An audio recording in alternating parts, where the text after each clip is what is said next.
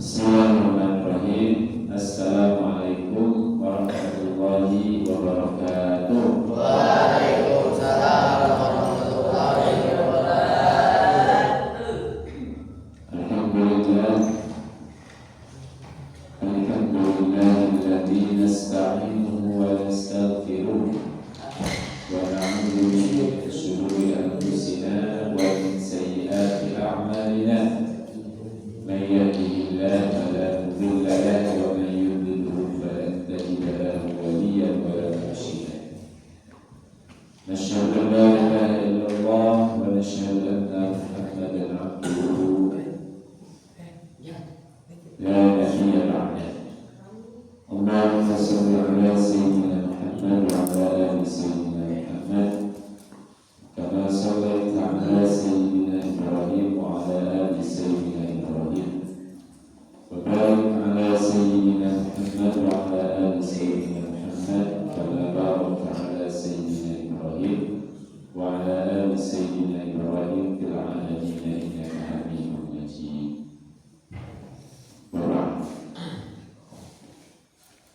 Bersyukur kepada Allah Subhanahu wa Ta'ala atas segala nikmat dan karunia yang Allah berikan kepada kita semuanya pada subuh hari ini. Di antaranya adalah kita masih diberikan umur sehingga bisa bangun subuh, kemudian melaksanakan sholat subuh berjamaah, dilanjutkan dengan zikir, dan sekarang kita sedang berkumpul dalam rangka taklim atau dalam rangka thalabul ilmi. Dan mudah-mudahan kita Allah Subhanahu wa Ta'ala dimasukkan sebagai umat Rasulullah SAW yang masuk ke dalam kategori yang mendapatkan keberkahan sebagaimana doa Rasulullah SAW dalam hadisnya, Allahumma barik ummati bi umuriha.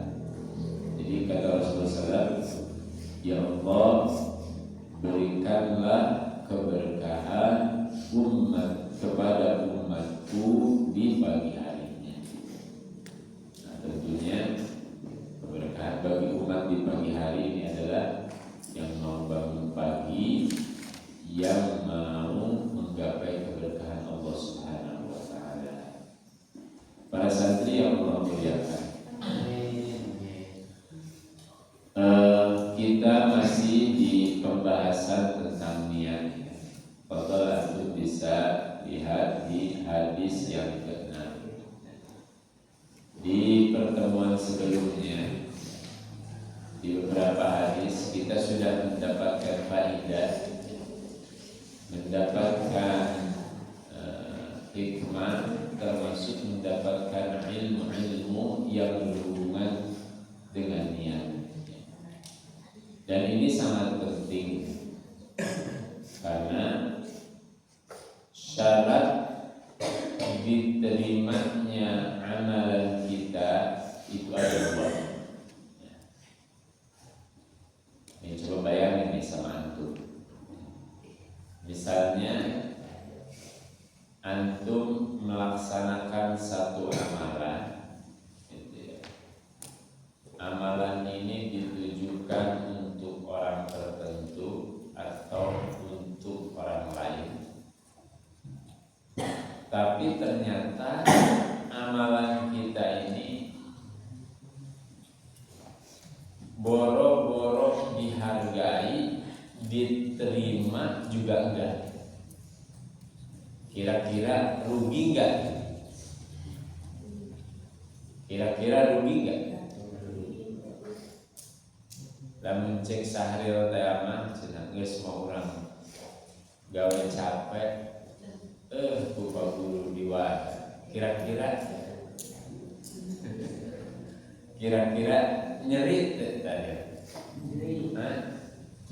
Itu. Masya Allah, hatinya begitu lapang.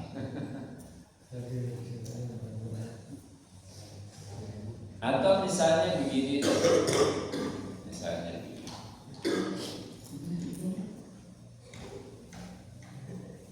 ketika kita mencintai seseorang untuk menggapai cinta orang tersebut, gitu kan? Maka kita akan melakukan apapun supaya orang tersebut itu juga cinta kepada kita.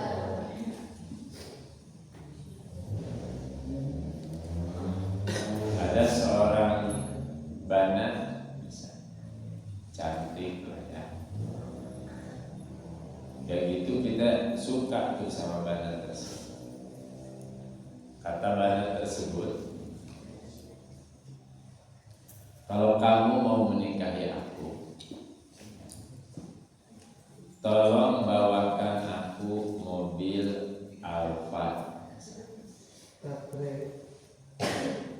Ya, ini tidak lagi ngomong matre atau tidak matre, Alphard. Sama antum dibawain mobilnya mobil bemo. Kira-kira diterima nggak sama Bani? Kira-kira suka tuh nggak Bani sama antum? Itu gambarannya gitu ya.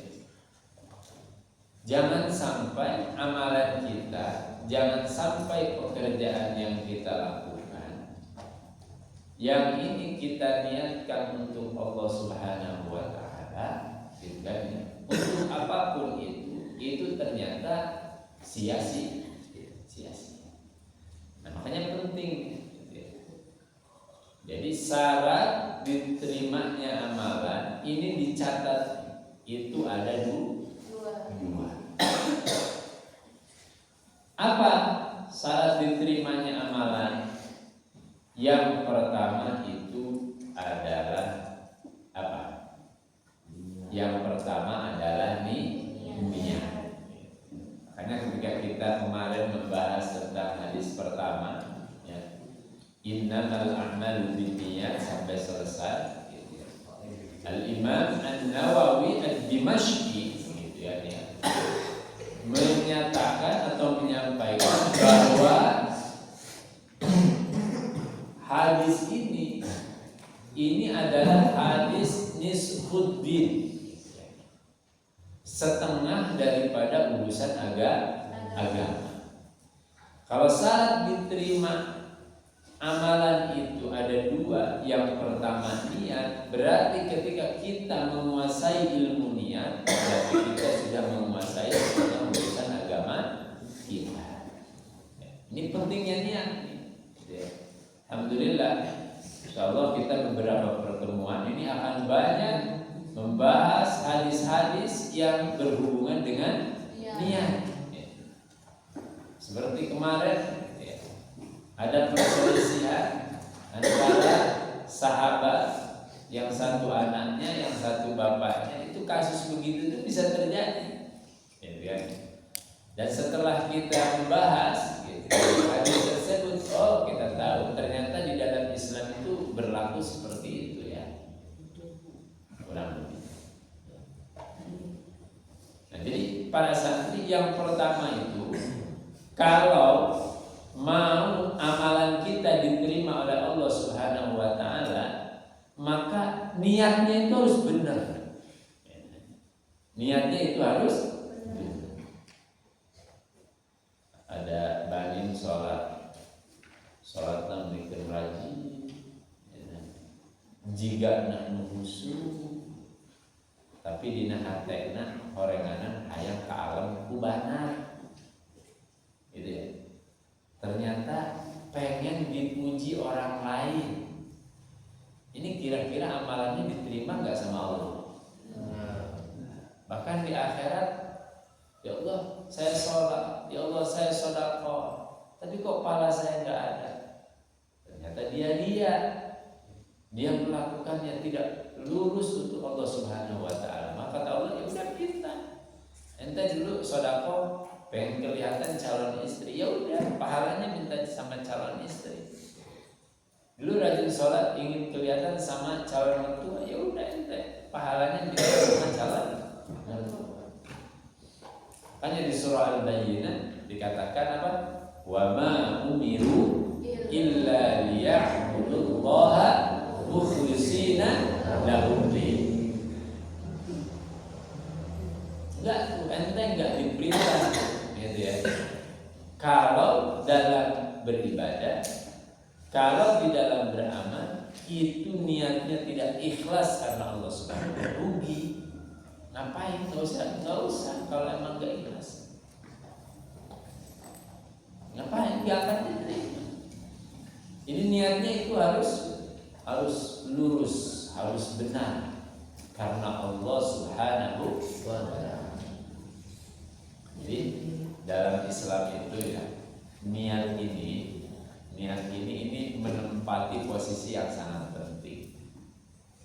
Istilahnya nih ya, ini kalau misalnya Islam itu sebanyak kitab ini nih, urusan Islam itu sebanyak kitab ini, maka setengahnya itu adalah tentang niat. Gitu ya. Kalau ada kue bolu nih, kue bolu ya, maka setengahnya kue bolu itu adalah tentang niat. Niatnya bermasalah, hatinya bermasalah, udah deh. Yang lainnya juga ikut bermasalah. Kenapa? Kurang. Ya. Nah itu yang pertama, syarat diterima amalan kita itu adalah niatnya harus benar. Ya. Makanya di dalam Islam itu memanage hati juga penting. Memanage hati. Tapi juga banyak hal yang kita harus ketahui tentang niat. Kadang-kadang kita karena nggak paham tentang ilmu niat salah juga. Makanya ini nanti hadisnya ini kita selesaikan yang berhubungan dengan niat. Gitu ya. Tony lagi sholat, Tony mas sholat gitu amatnya. Jika hayang ke alam, jika hayang ke alam. Kita menghukumi niat orang lain itu bagaimana? Ini juga butuh ilmu. Nah, para santri, syarat yang kedua, biar amalan kita, biar ibadah kita ini diterima oleh Allah Subhanahu wa taala itu adalah apa? Man 'amila 'amalan laisa 'alaihi amruna fahuwa radd.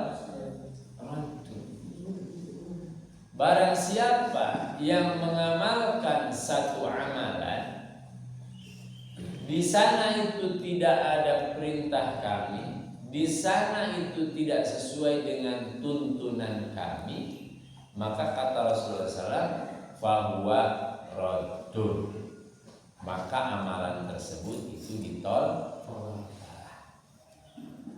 Ya. Oleh karena itu para santri, bagaimana sih amalan ini yang sesuai dengan ajaran Rasulullah? Bagaimana sih amalan ini sesuai dengan tuntunan Rasulullah, sesuai dengan keinginan Allah Subhanahu wa taala? Bagaimana sih caranya? Caranya tidak ada lagi, kita harus thalabul ilmi. Kita thalabul ilmi ini dua nih para santri PR-nya ya. Thalabul ilmi tujuan kita ini yang paling penting itu dua.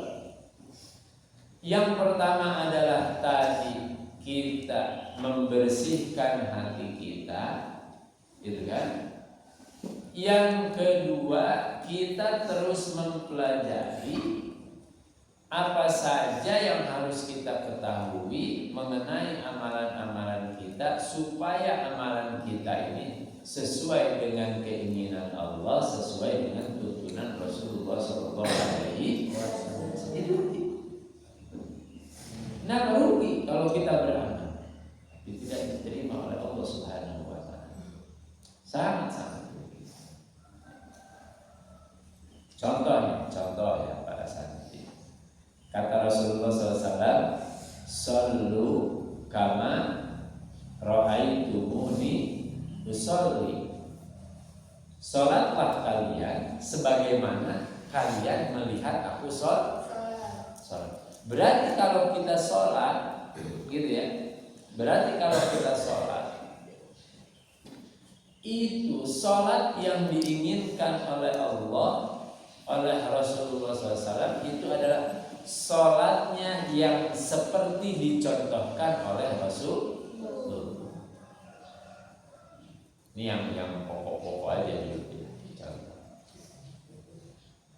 Sholat subuh berapa rakaat? 2. Si Fatimah, wah, biar pahala aneh banyak subuh-subuh. Ana mau sholatnya bukan 2 rakaat sholat subuhnya. Ana sholat subuhnya 4 rakaat. Kira-kira sama Allah diterima nggak?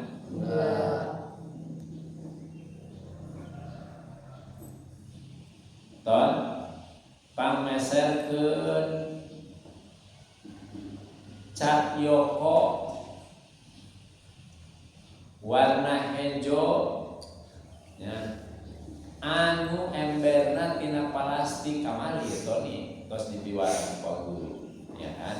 Tah ieu contohna kos ieu maneh datangna ka toko ieu nya.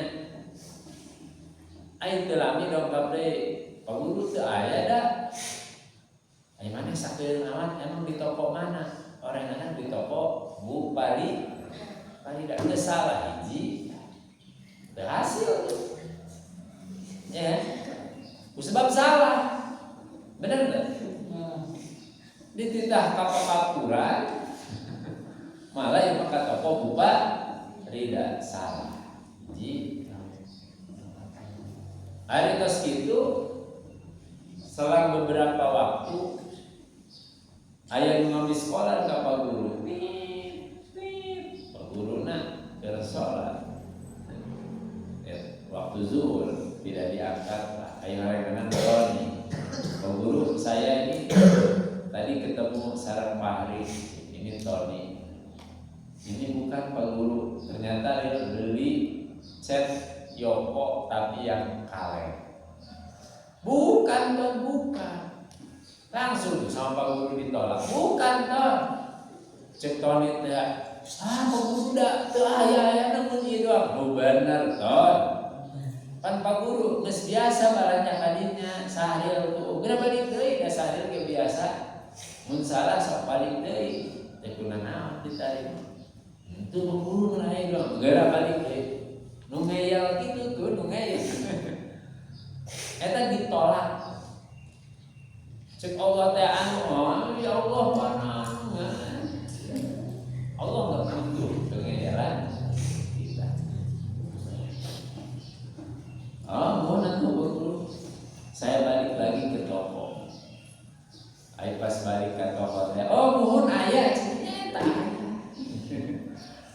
Akhirnya Tony datang membawa cat Yoko dengan embernya adalah dari plastik nomor 90 warna hijau. Dan jadilah bangku hijau yang sekarang mau dipakai AMD. Jadi kita nanti pikirnya kita pakai hijau ya. Nah gitu. Kalau sesuatu tidak sesuai perintah, tidak sesuai dengan tuntunan, atur resikonya siap-siap ditolak. Pak Guru Allah makan Maha Rahman Maha Rahim firahu ditolakkan. Ya itu mangga kalau mau berpikirnya seperti itu. Ya.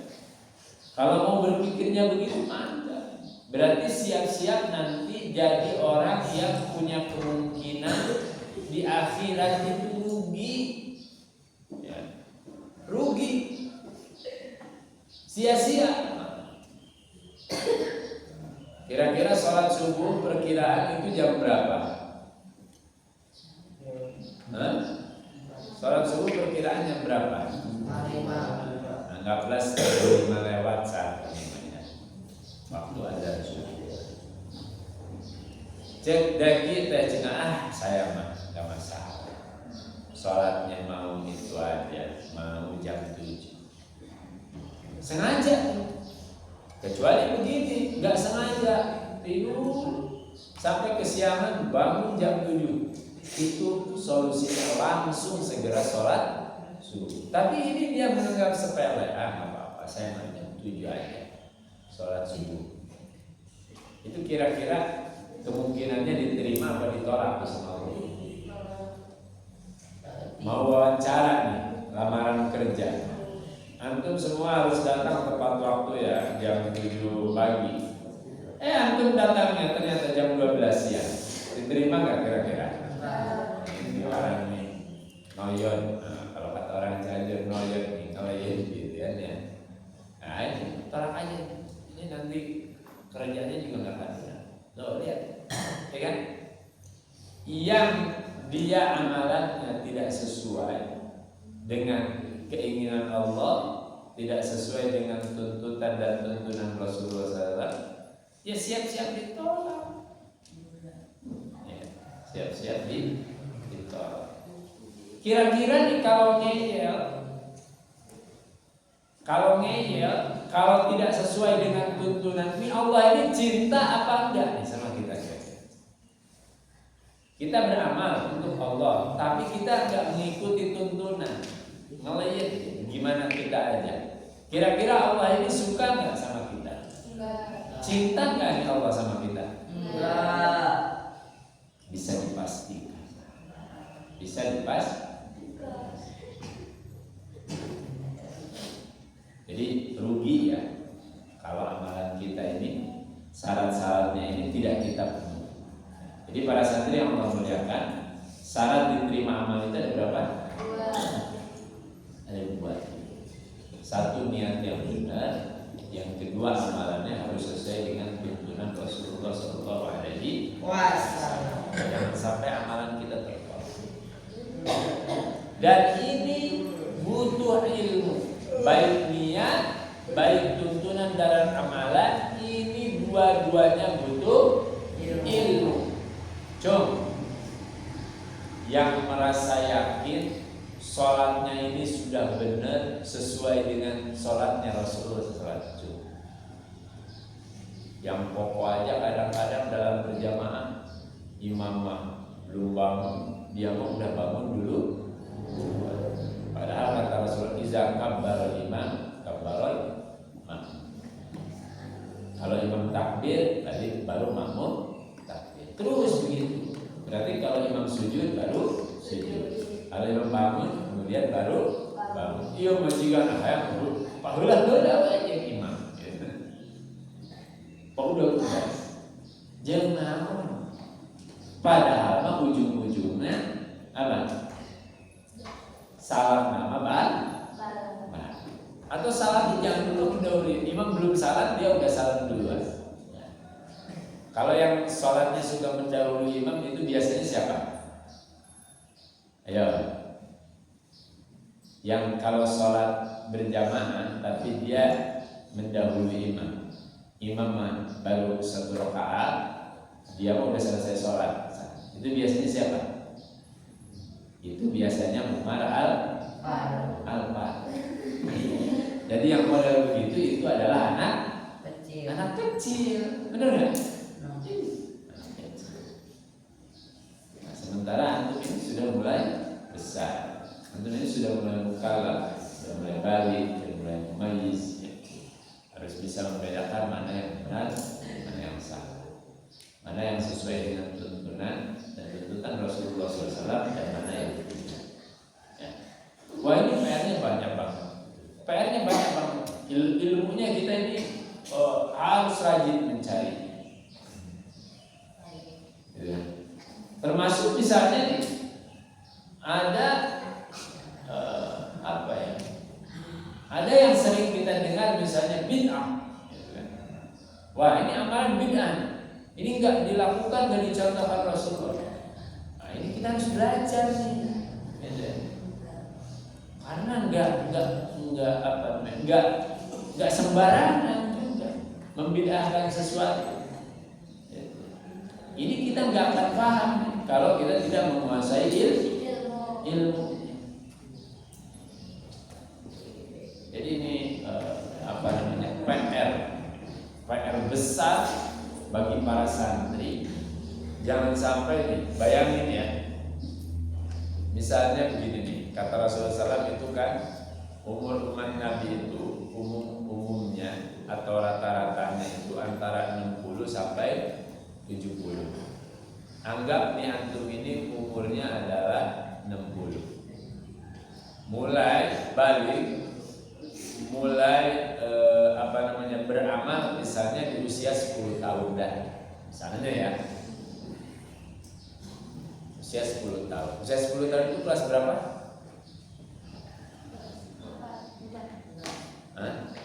Ya, sekitar kelas 4. Nah, usia 10 tahun itu kalau dia ninggalin sholat itu nggak apa-apa, mulai dipukul. Tapi dipukulnya bukan kayak dipukul di MMA ya. Buat bukan. Itu mukulnya mukul kasih sayang. Ya, ada tata cara. Harus dipilih tempat-tempatnya juga nggak boleh sembarangan. Ya, jadi mukulnya mukul sayang. Kayak Mbak Nat nanti dipukul oleh suaminya dengan pukulan sayang. Misalnya yang dipukulnya adalah telapak tangan. Kandungan sekali. Nah, misalnya agak kencang sedikit, tapi yang dipukulnya pantatnya. Kandungan sekali. Jadi bukan pukul. Bukan. Sampai istrinya ini bonyok semua. Bukan. Atau anaknya nggak mau sholat, ya ente secapek masuk.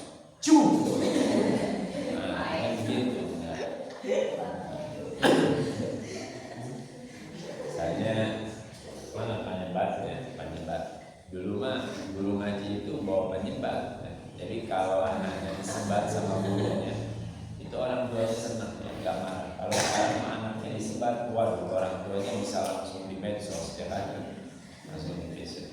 Misalnya dipilih disebat ininya nih, betisnya atau misalnya ininya nih,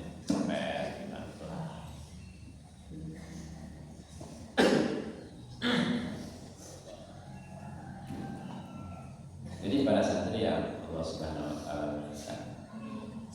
Misalnya umur kita 60 tahun di dunia. Udah gitu, kita mulai beramal anggaplah di usia 10 tahun. Berarti dari usia 10 tahun sampai meninggal di 60 tahun, kita beramal berapa lama? Selama 50 tahun. Beramal tiap hari sholat 5 waktu, gitu kan? Tiap hari terus ada amalan-amalan yang kita laksanakan, kewajiban seyogianya sebagai seorang muslim, sebagai seorang mukmin. Nanti pas ditimbang oleh Allah Subhanahu wa taala di yaumul hisab, di yaumul mizan, ternyata catatan atau pahala amal kebaikan kitanya itu sedikit atau kosong. Rugi nggak? Rugi.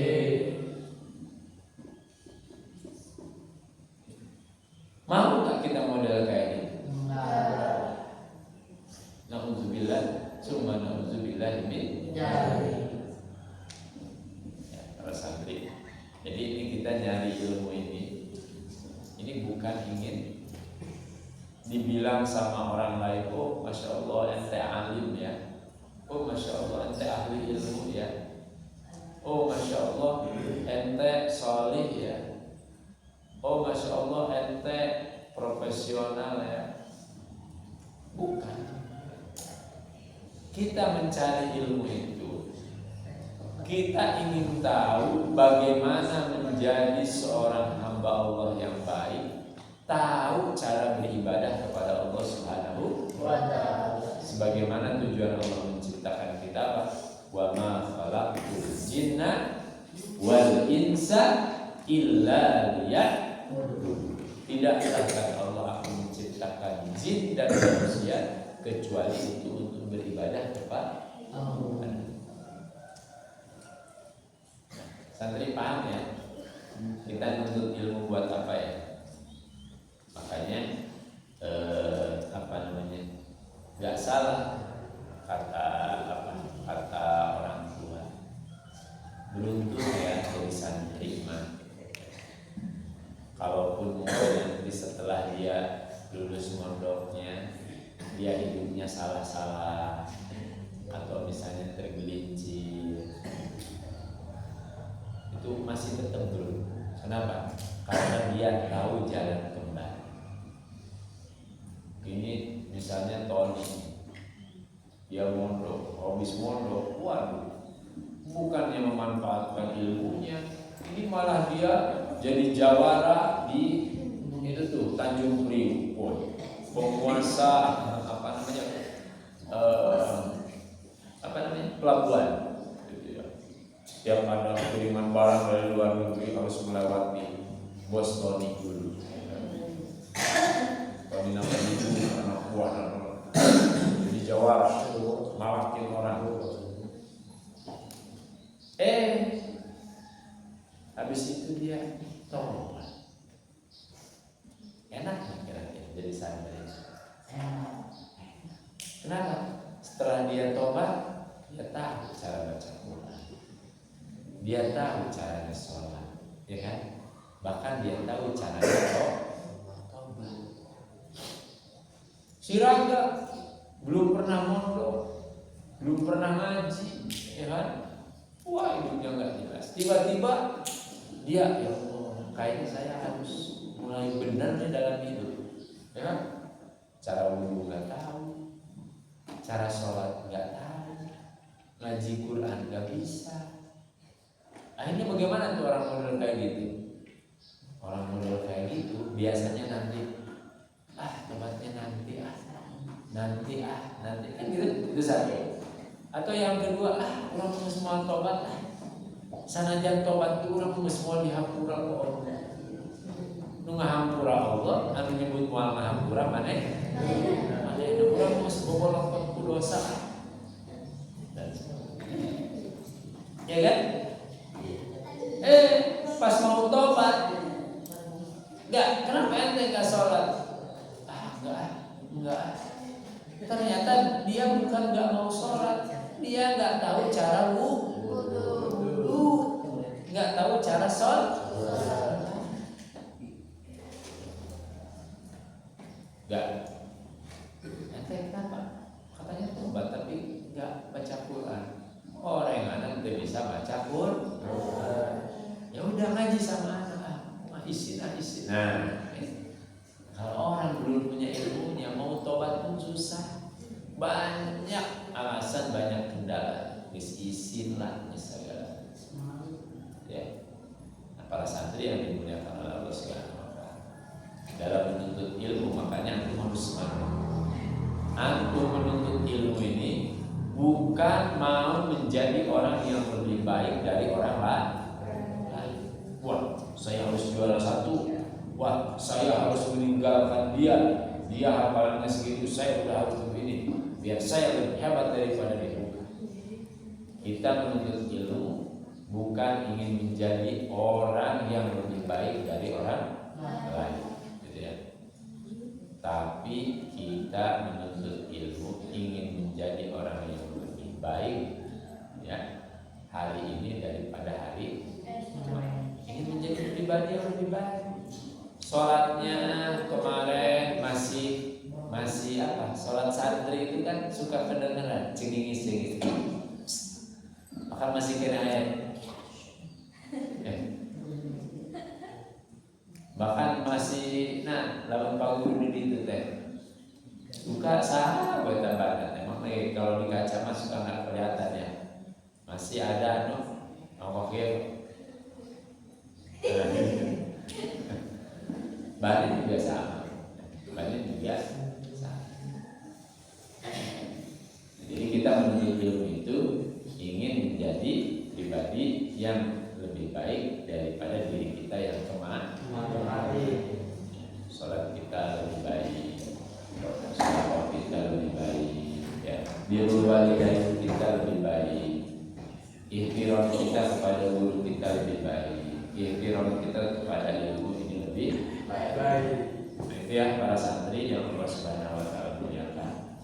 Karena niat ini memiliki peran posisi yang sangat penting di dalam kehidupan kita, di dalam ibadah kita, maka seyogianya kita juga menguasai ilmu-ilmu tentang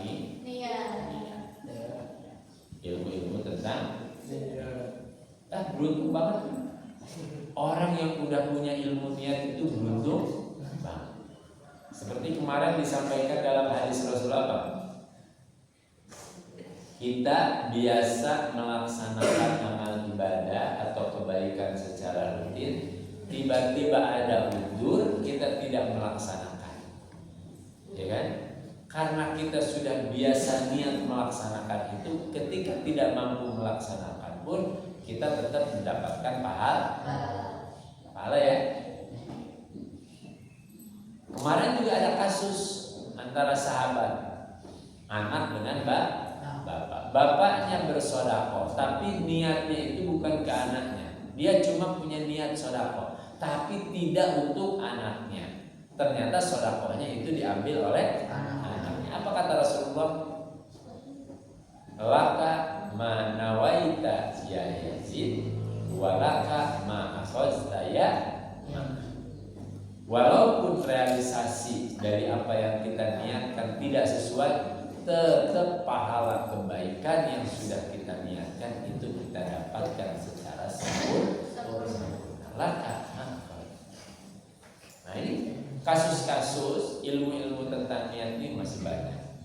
Nanti akan kita terus belajar. Ya, ini saja ya para santri yang Allah muliakan yang bisa disampaikan pada pertemuan kali ini. Mudah-mudahan Allah Subhanahu wa taala memberikan kita keistiqomahan bisa menyelesaikan